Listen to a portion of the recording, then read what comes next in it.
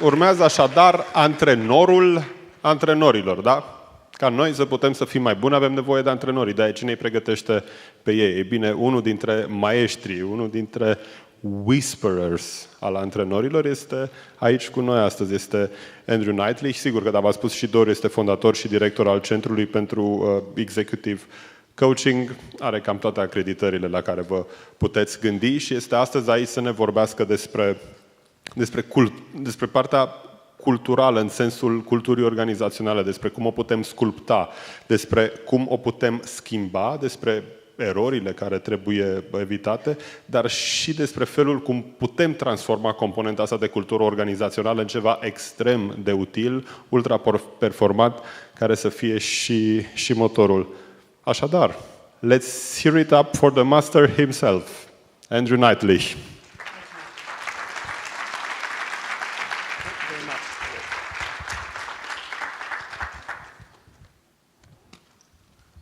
Thank you. So, how many of you have been in a culture that worked? A culture where you'd liked showing up for work, you went the extra mile. The company worked. All right, pretty good. Think back, and maybe your manager is here, and so you have to think about a company before the one you're at now. But how many of you have been at a culture that didn't work? You just didn't want to give your all. It wasn't a great place to show up. It was hard to get things done. Let me see the show of hands again. Pretty good number. So that's what we're going to talk about today, is how do you create a high-performing culture? The agenda looks long, but there's only 3 things I want to do. I want to define culture. I want to talk about the mistakes that people make trying to create a high-performing culture. And then I'm going to give you a process to do it. So let's start with what a culture is. Culture is simple. It's the stuff that goes on beyond the processes and procedures. It's the norms about behaviors that are encouraged and accepted. It's everything that happens underneath, behind, beyond the former manuals. And most importantly, it's reinforced by the leadership. How many of you are in a position where you're shaping the culture of your organization? I hope all of you. Not too many? That's a problem. Hope I'm talking to the right audience. I want to start with some research about culture. I'm going to give you 2 studies just to make sure we're on the same page. First, Cameron and Quinn talked about 2 competing values that will help us define 4 different definitions of culture. The 2, if you look at the 2x2 grid up there, you'll see, is a culture focused internally or more externally? And is it focused more on giving people flexibility or more on stability? And that creates 4 cultures that they name: the clan, the adhocracy, the hierarchy, and the market. Let me define them. And I want to ask you which one you think you're in at your organization, and more importantly, which one you think you'd like to be in.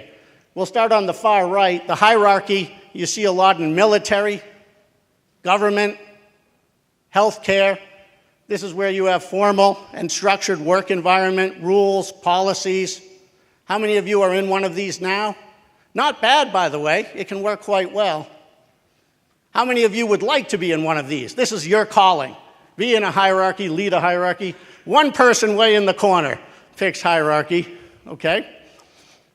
Let's go over to the left. A clan. A clan is friendly, family-like. Loyalty is a big value. Participative, consensus, empowerment, team building. How many of you are in a clan-like culture, you would say? One group sitting together, as we would expect over there. How many of you, that's where you want to work one day? A clan. That would be your thing. Okay? So we don't have even half the group raising their hand yet. We have to figure out where you want to be. A market culture. This is about finishing work, making things happen. Very competitive usually. Hiring people who are drivers, want to get things done. I think of investment banks, sales-driven organizations. Nike might be this way. How many of you are in a market-driven culture, you would say? All right, a few handfuls. Geez, I wonder if they're missing a category. How many of you want to be in a market culture? That's your thing. Very few. And finally, adhocracy. This is creative, risk-taking, focusing on new products and innovation, promoting individual initiative and freedom. I think Google, originally at least, was like this. How many of you are in one of these? Okay, and how many of you would like to be in one of these? The majority. Interesting. Okay, good. So this is just here for you to think about. Let me look at another study. It's another 2x2 grid. I think culture studiers like 2x2 grids. I guess they find the two things. Here, we're looking at interdependence versus independent and how people respond to change, whether people are pretty stable in the organization or pretty flexible in response to change. And this group identified 8 cultural types. And they've studied how many organizations associate with these different cultural types. And again, just by show of hands, I'd love to see whether you associate with these values in your company. 89% of companies, not surprisingly, picked results. How many of you would say that's a value or a cultural thing in your organization? Not 89%, okay. Caring, 63%. How many of you would pick that in your organization? I was surprised by this. This is higher than I thought it would be. And then we get to some low numbers. Order, 15%. Purpose, 9%. That's very interesting because we know among millennials and all that we're reading, purpose is very important these days. Safety, 8%. I guess that means 92% of companies don't really care whether you're safe or not. Learning, 7%. And 94% of companies reported that they want to figure this out. They want more learning as part of the culture. Authority, 4%. And enjoyment, only 2% of companies cared whether you enjoy yourself or not. So that's an interesting study. Interestingly, the number 1 and number 2, results and caring, are consistent across industries, geography, strategic priorities, and however the organization is designed. So those 2 stay the same. The others change depending on the industry, the strategic initiative, what part of the world the company is in, and so forth. So the others flex. The other thing that's interesting with this one is it gives some indications about how easy it is to change the culture. Companies that have strong alignment about the culture, that is where everyone agrees what the culture is, have much higher engagement. They get the higher engagement scores, but if they need to change, it's really hard to make change. At the other end of the spectrum, companies with lower alignment about the culture, that is a little bit more chaos, they don't have as much engagement, but that's where the opportunity is for a leader to make the change, to change the culture. Does that make sense? Okay. So what I'm going to talk about today is that I don't really care about any of those studies. If you're a leader in an organization, you get to create and shape your own culture. You can pick the adjectives you want to describe the culture. And I'm going to show you a process to do that. What really matters is whether your culture is working or not. Are people engaged? Are they given what's called discretionary effort? And if you can't see the writing, this is from Dilbert, where Dilbert and his friend Wally are happy because they did nothing today and still got paid. So we know that company has a culture that doesn't work. Let me give you 2 case studies. I hope you've all read Duhigg's book, The Power of Habit. How many have read that book, The Power of Habit by Duhigg? It's a great book. It's about how to make new habits. He starts with individual habits, moves to organizations, and then moves to society. And one of the case studies he mentions is Alcoa, the global aluminum company. When Paul O'Neill took it over, it was struggling. Profits, revenues, not doing so well. And he announced to Wall Street that he was going to make Alcoa the safest company in the world. And Wall Street hated him for it because Wall Street doesn't care about safety. They want to know, how are you going to turn this company around? How are you going to get the stock price up? And here's what he did. He only made 2 changes that changed the whole culture of Alcoa and led to an incredible turnaround. To make it the safest company in the world, in addition to measuring safety, he said, anytime there's an accident in any plant at Alcoa, Anywhere around the world, you wake me up, you tell me, one way or another, you reach me. I don't care if I'm on vacation.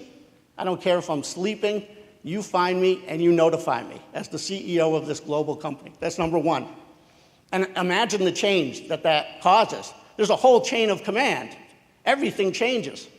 And number two, after the accident, I need to see a committee or a task force, whatever you want to call it, that fixes the problem so it never happens again worldwide. So we're going to measure it, you're going to contact me, and we're going to fix it so it never happens again. Somehow, Alcoa became one of the most profitable companies ever, while also becoming safer than many law firms, accounting firms, firms that don't make steel. It was an incredible transformation. The point here is that changing culture can be really simple, and it's not as fluffy or strange or transformational as you think. It's a matter of just setting some behaviors and being a leader. So let me give you a challenge here, and let me see where you'd come out on this if you were running Alcoa like Paul O'Neill. So he has his annual meeting of stockholders, and some nuns from Mexico come to the meeting, and they say to Paul O'Neill, "This is baloney. You're not really living your word about safety," and we know this because we've heard of injuries at our factory in Mexico. And Paul O'Neill says, "This can't be true. We have all these policies." And sure enough, when he investigated, he found that the manager of the plant in Mexico, one of his stars, somebody who could succeed him as CEO, probably one of his best general managers, indeed was not telling him about some injuries. They were only minor injuries. It wasn't a big deal, but they were minor injuries, and they hadn't reported to him. So I'm going to give you three choices, and I want to see what you'll do. Choice one, Paul O'Neill can say to him, "Look, I get it. They were minor injuries. Don't do it again." Two, he can discipline him, maybe demote him, something pretty serious.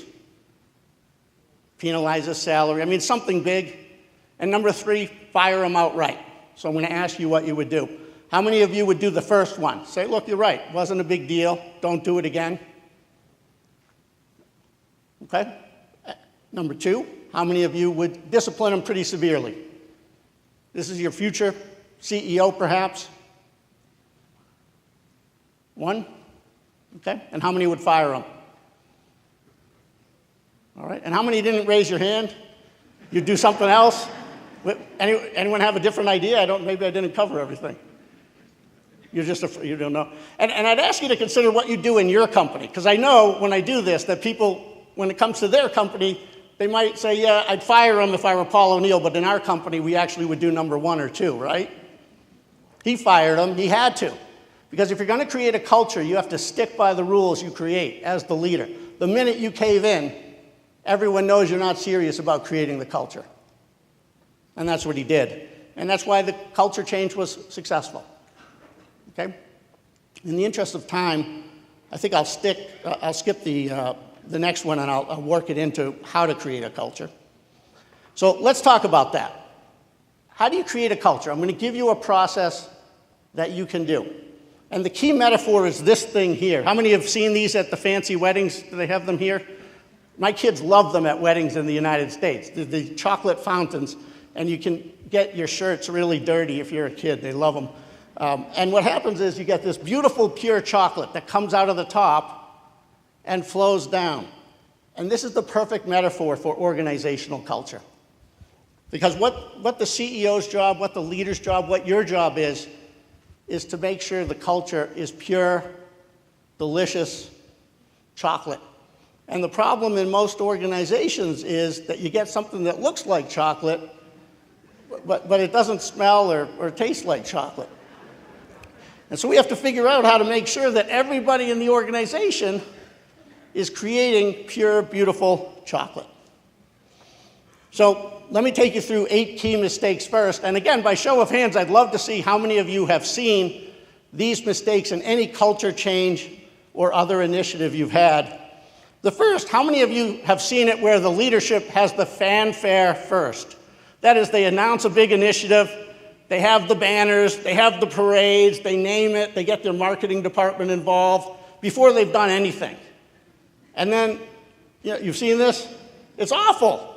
So it's this big marketing thing, and then there's no substance behind it, or it goes away, and employees become cynical. It's mistake number one. Mistake number two. How many of you have seen your executive team go away for what we call the boondoggle retreat? In the United States, they'll go to Hawaii or the Caribbean islands. They'll get drunk, and one night they'll have an epiphany where they declare their culture and their vision and their mission, and then they come back and they tell the employees to make it happen. How many of you have seen that? That is disgraceful.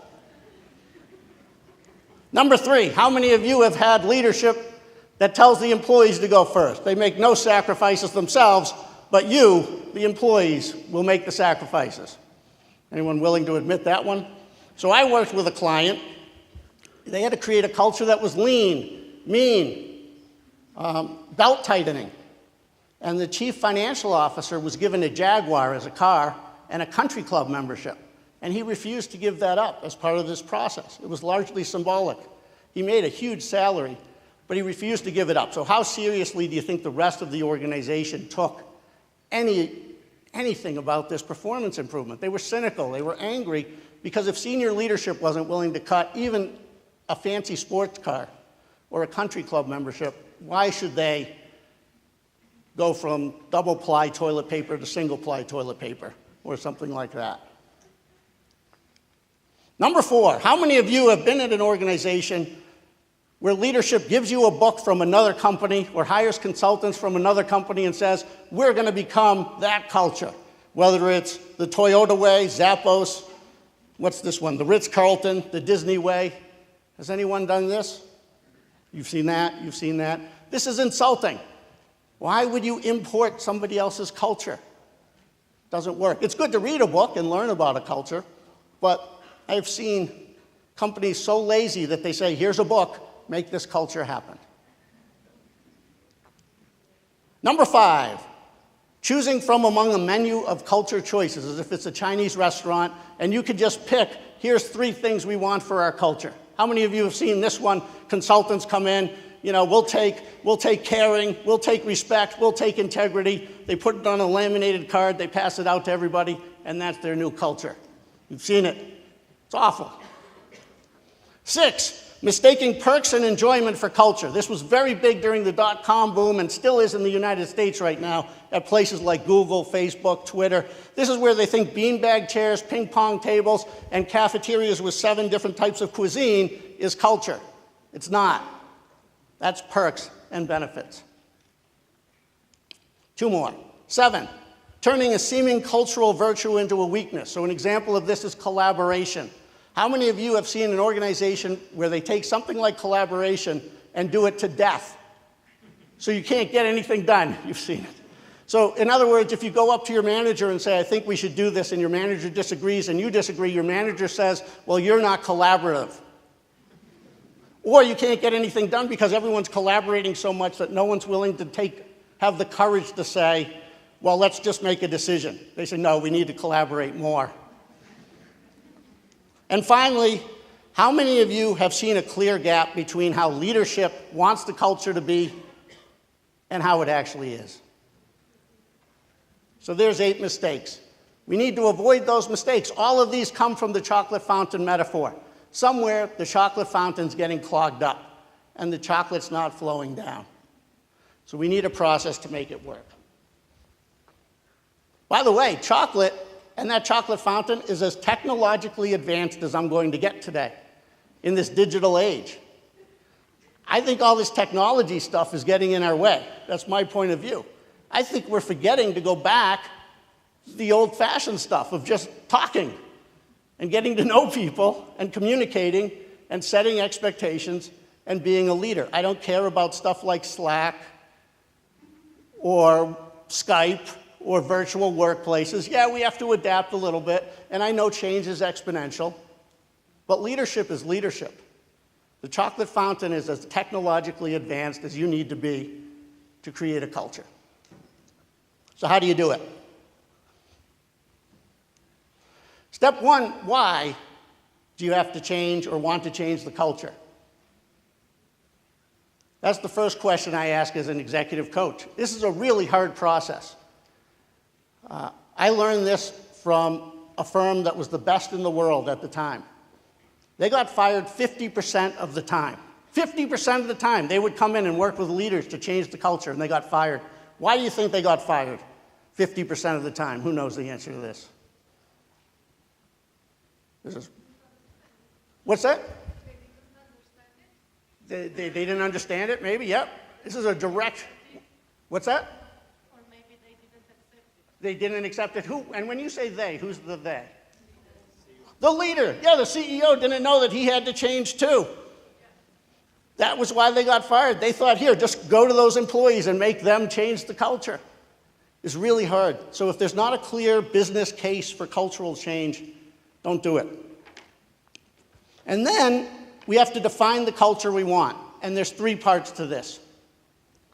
First, and this is where most executives stop and it gets them into trouble, they just talk about adjectives. So I worked with a client in a university. He said, and this was the case from a couple slides before, if you get the slides. He said he wanted his culture to be more entrepreneurial. And he had a good reason for it. It was a state university in the United States that received funding from tax dollars from the state. And the tax dollar, the state was bankrupt or going bankrupt, and he was going to lose significant funding. But that's all he defined. He just said, we're very bureaucratic, we need to be entrepreneurial. That was the adjective. He went around to everyone, he said, be entrepreneurial, we need to be entrepreneurial. I interviewed everybody, and they said, I don't know what he's talking about. What does he mean? We're in a university. We get a pension and a salary. What does he mean by entrepreneurial? So adjectives are not enough. You'll see other CEOs, I want you to be proactive. I want you to have fun. Nobody knows what that means. You can't stop there. You have to define behaviors and habits. That's what Paul O'Neill did when he said, here's the behaviors I want. If there's an accident, you wake me up in the middle of the night if you have to, and you tell me. If there's an accident, you form a committee, you make sure that accident never happens again, and you measure safety. That's what we're going to do. So we defined entrepreneurial for this university, or this section of the university, and it meant that every employee would be able to write grants or charge money for the programs they offered. This was a piece of the university that offered educational programs to the public. It was called Extension. They were known for taking research and applying it to the agricultural groups in their state. So the behaviors he defined were, you're going to learn to write grants, and you're going to start charging for your programs. No more free programs. And that was his performance metrics. 50% of your revenue will come from grants and charging for your programs, whereas now 100% was coming from the government. Very clear. So now everybody knew what entrepreneurial meant. They were scared to death because they didn't know how to do it, but at least we were somewhere. Does that make sense? You have to define culture and get away from all this fluffy, fuzzy language that CEOs and other leaders use to avoid accountability. That's step 2. Step 3 is where you get fired if you're a consultant, because the person at the top has to start by doing the work. There's no fanfare. We don't get marketing involved to put banners up and have parades and talk about the new culture until the CEO and the leadership team have actually started to demonstrate and model the new culture. This happens behind the scenes. People are just going to notice it. They're going to change their own attitudes and behaviors to model and create the culture. This can require the help of an external coach if they need it. They're going to come up with new routines, metrics, and habits that they're going to follow but communicate to others. They're going to start setting expectations differently. People are going to notice some heat. They're going to have some tough conversations with some people. The issue I had with the university client was that the leader of that group was very afraid to assert. He was an academic. He was a tenured professor. He didn't like to have difficult conversations. That's why he went around saying, be entrepreneurial, be entrepreneurial. He didn't know how to say, here's what I like that you're doing, here's what I don't like that you're doing, I need you to start writing grants, how can I help you to learn how to write grants to get money? He was very uncomfortable doing that, but we had to work together to make it happen. And that means taking responsibility for their impact and modeling the behaviors they want to see. They're sitting at the top of the chocolate fountain. If they can't make the chocolate be pure, if they're in disputes with their executive team, that chocolate's already impure. Does it make sense? It's really simple, but it rarely happens because a lot of leaders just don't have the strength, the integrity, and the courage to make it happen. So, what does it mean to model the culture from the top? We're looking at their attitudes and behaviors. We're looking at how well they set the tone or don't. I'm very interested in what they're going to stop tolerating. A great coaching question, and if you're in human resources and you have to coach some of your leaders, I dare you to start asking, what are we going to stop tolerating around here? That could make a pretty big difference. What do we measure? How will you spend your time? If you're going to change the culture, it often means spending your time in different ways. Paul O'Neill of Alcoa had to spend his time on safety-related issues, not on some of the things Wall Street maybe thought he should have. How will you invest money differently? Culture change isn't just something you can just state. It takes a big investment. And you'll see in a minute the next step where we have to make it real with structural changes as well.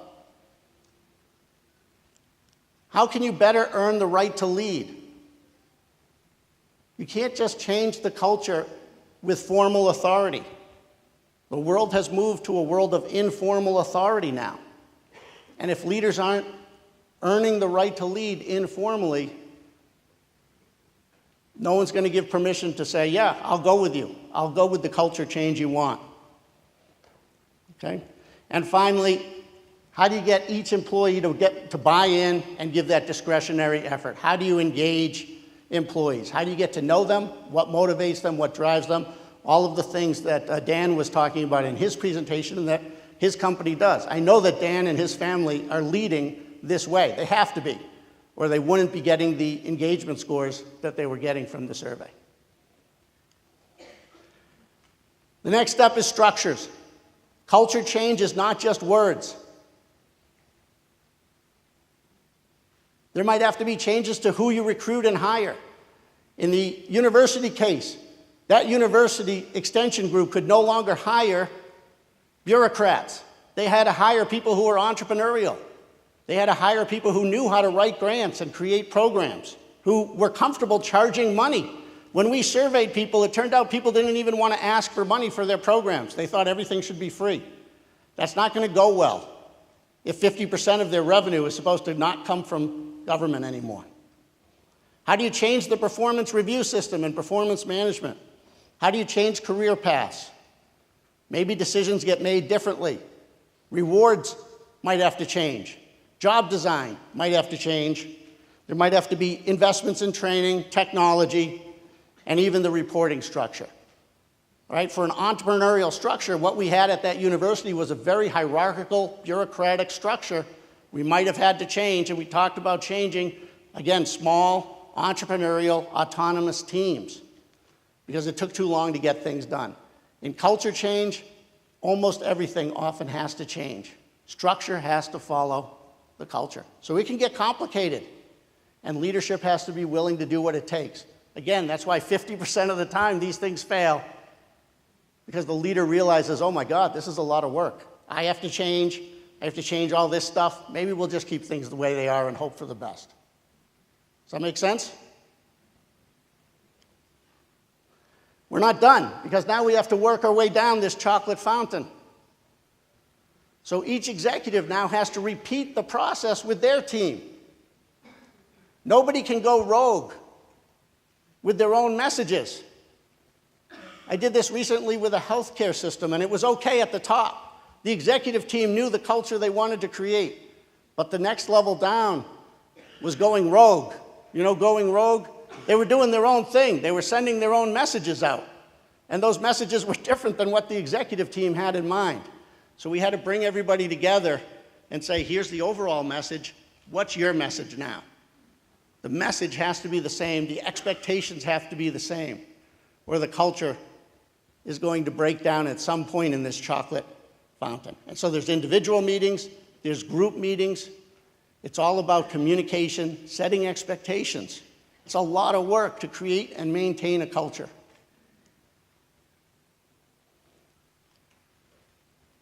And so some of this is just working with executives to communicate individually to each team member. Here's what you're doing well, here's what you need to do better, or you're doing great, you're perfect for this culture.